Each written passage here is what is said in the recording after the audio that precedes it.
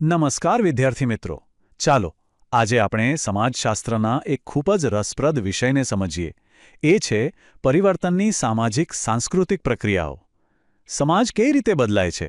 આપણા રીતિરિવાજો, આપણી જીવનશૈલી, આ બધું સમય સાથે કેમ બદલાતું રહે છે?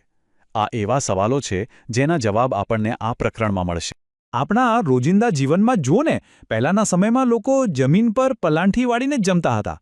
આજે મોટાભાગના ઘરોમાં ડાઇનિંગ ટેબલ આવી ગયા છે. વસંત પંચમી જેવા આપણા પારંપરિક તહેવારો કરતાં વેલેન્ટાઇન ડે જેવા નવા તહેવારોનો ક્રેઝ વધી રહ્યો છે. ક્યારે વિચાર્યું છે કે આવું કેમ થાય છે? બસ આ જ નાના ફેરફારો પાછળ છુપાયેલી મોટી પ્રક્રિયાઓને આપણે સમજવાની છે. તો આપણી આજની ચર્ચાનો રોડમેપ કંઈક આ પ્રમાણે રહેશે. સૌથી પહેલાં આપણે સમજીશું કે પરિવર્તન એ સમાજની એક હકીકત છે. પછી સામાજિક પરિવર્તન અને સાંસ્કૃતિક પરિવર્તન શું છે અને બંને વચ્ચે શું તફાવત છે એ જોઈશું. અને છેલ્લે ભારતીય સમાજને સમજવા માટે ખૂબ જ મહત્વનો ખ્યાલ સંસ્કૃતિકરણ, એના પર વિગતવાર વાત કરીશું. જુઓ, સમાજ કોઈ સ્થિર તળાવ જેવો નથી, પણ એ તો સતત વહેતી નદી જેવો છે. દુનિયાનો કોઈ પણ સમાજ લઈ લો, એ ક્યારેય એક સરખો રહેતો નથી. સમય સાથે એમાં બદલાવ આવતો જ રહે છે. આ બદલાવ જ સમાજને જીવંત રાખે છે. એટલે જ કહેવાય છે કે પરિવર્તન એ સંસારનો નિયમ છે. તો ચાલો આ મોટા વિષયમાંથી આપણો પહેલો મુદ્દો લઈએ, સામાજિક પરિવર્તન. આ કોઈ નાનો સૂનો ફેરફાર નથી. જ્યારે સમાજના મૂળભૂત માળખામાં, એની રચનામાં કોઈ બદલાવ આવે, ત્યારે એને સામાજિક પરિવર્તન કહેવાય છે. કિંગ્સલે ડેવિસ નામના એક મોટા સમાજશાસ્ત્રી થઈ ગયા. એમણે બહુ જ સરળ ભાષામાં સમજાવ્યું કે સામાજિક પરિવર્તન એટલે સમાજની રચના અને એના કાર્યોમાં આવતો ફેરફાર. દાખલા તરીકે, પહેલાં સંયુક્ત કુટુંબ વ્યવસ્થા હતી. આજે શહેરોમાં વિભક્ત કુટુંબ એટલે કે ન્યુક્લિયર ફેમિલી વધી રહી છે. આ શું છે? આ સમાજનું મૂળભૂત એકમ એટલે કે કુટુંબ, એની રચનામાં આવેલો બદલાવ છે. આ જ છે સામાજિક પરિવર્તન. તો આના પરથી શું સમજાયું? પહેલી વાત, સામાજિક પરિવર્તન એ કોઈ એક દિવસની ઘટના નથી. એ ધીમે ધીમે ચાલતી પ્રક્રિયા છે. બીજું, એ દુનિયાના દરેક ખૂણામાં જોવા મળે છે. ત્રીજું, એ સમાજના બંધારણને બદલે છે. અને ચોથું, સમાજની સંસ્થાઓના કાર્યોને પણ બદલે છે. જેમ કે પહેલાં કુટુંબ મનોરંજનનું પણ કેન્દ્ર હતું. આજે એ કામ ટીવી અને મોબાઈલે લઈ લીધું છે. હવે આ તો થઈ સામાજિક પરિવર્તનની વાત. પણ એનાથી પણ મોટો અને વ્યાપક એક ખ્યાલ છે સાંસ્કૃતિક પરિવર્તન. જો સામાજિક પરિવર્તન સમાજનું શરીર બદલે, તો સાંસ્કૃતિક પરિવર્તન એની જીવનશૈલી, એના વિચારોને બદલે છે. ચાલો એને વધુ સારી રીતે સમજીએ. સંસ્કૃતિ એટલે શું?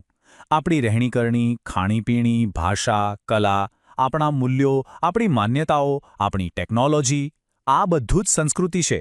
અને જ્યારે આમાંથી કોઈ પણ બાબતમાં ફેરફાર આવે ને, ત્યારે એને સાંસ્કૃતિક પરિવર્તન કહેવાય.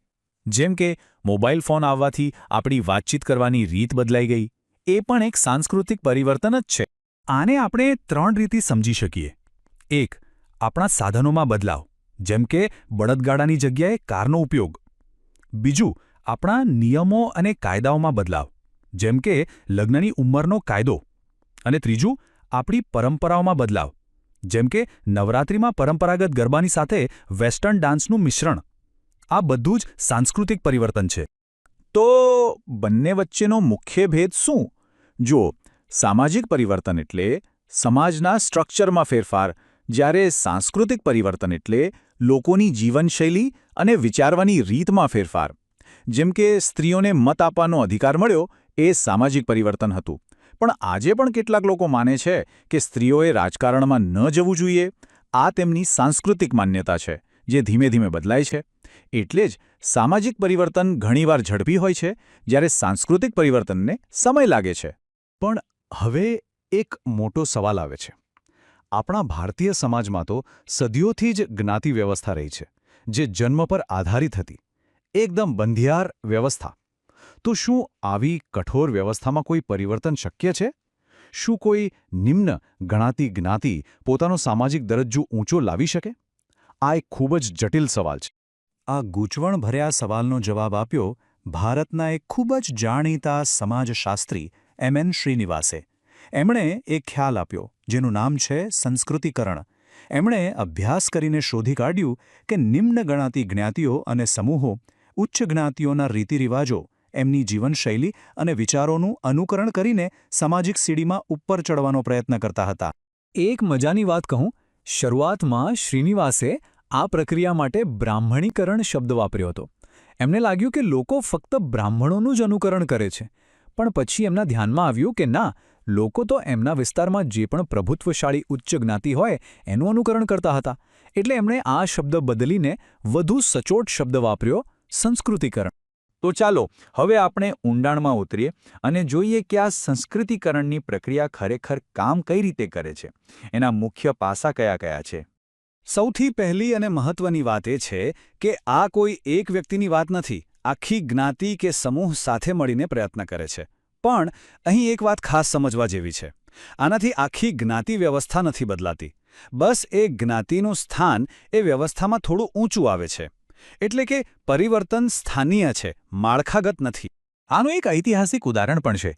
થયું એવું કે 1931માં જ્યારે અંગ્રેજ સરકારે વસ્તી ગણતરી કરી ત્યારે ઘણી નિમ્ન જ્ઞાતિઓએ આ તકનો બરાબર ફાયદો ઉઠાવ્યો. એમણે પોતાની જ્ઞાતિનું નામ બદલીને કોઈ ઉચ્ચ જ્ઞાતિના નામ પરથી નોંધાવ્યું. આ એક રીતે પોતાના ઉચ્ચ દરજ્જાના દાવાને સત્તાવાર બનાવવાનો પ્રયાસ હતો. પણ આ બધું એટલું સહેલું નહોતું. જ્યારે કોઈ નિમ્ન જ્ઞાતિ આવો દાવો કરે ત્યારે ઉચ્ચ જ્ઞાતિઓ એનો સખત વિરોધ કરતી. ઘણીવાર સંઘર્ષ પણ થતો. અને બીજી એક રસપ્રદ વાત એ છે કે ઉચ્ચ દરજ્જો મેળવવા માટે એમને પોતાની કેટલીક फ्रेंड्स, इस वीडियो को पूरा देखने के लिए आज ही फ्लेक्सी टीचर ऐप सब्सक्राइब करें, जहां आपको मिलेंगे animated videos, digital books, text book solutions, notes, DPP और क्विज. और हाँ, flexi teacher app mobile, TV और कंप्यूटर पर अवेलेबल है. और अगर आपके पास इंटरनेट नहीं है तो तुरंत ऑफलाइन सेट टॉप बॉक्स के लिए संपर्क करें. Flexi teacher, the one you needed.